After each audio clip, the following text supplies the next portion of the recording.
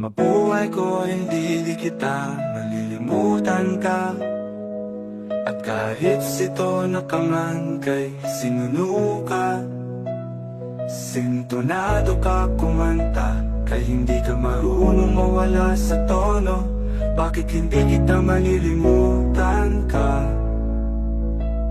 Mawawala sa tono yung kinanta mo, hindi kita malilimutan ka. Kung paano ko mawawala kung wala ang problema sa kaya ang salitang buhay ko, hindi kita malilimutan ka. Kung paano ko kumanta, hindi kayo marunong ka kung pagano ka. Bawat at hindi kita kalimutan, hindi kita makakayanihan. Kung buhay ko'y sa kanya, hindi kita kakaya. At upang ko'y sigurado ko sa inyong lugar, hindi kita malilimutan ka. Kung paano ako kumanta, hindi kasi ako marunong. Bakit naman hindi kayo marunong kumanta?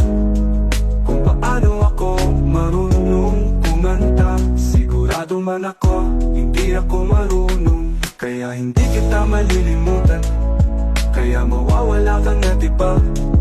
Kaya tulungan kita, paano ako gumawa ng sarili kanta. Kaya ito pabalis ang ginagawa ko, Ricky naman, hindi kita malilimutan. Tropa vibes, kaya na naman ito ginagawa ng sarili kanta.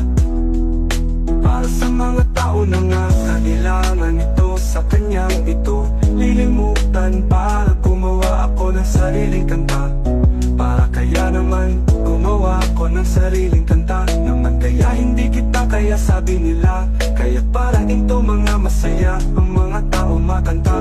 Para man masaya ang mga tao, gumawa-gawa ako ng sariling kanta.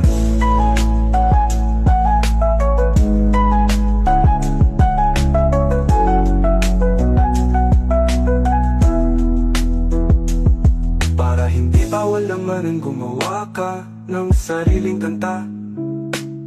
Naman ako naman ito sa kanila, para sa taong nangangailangan.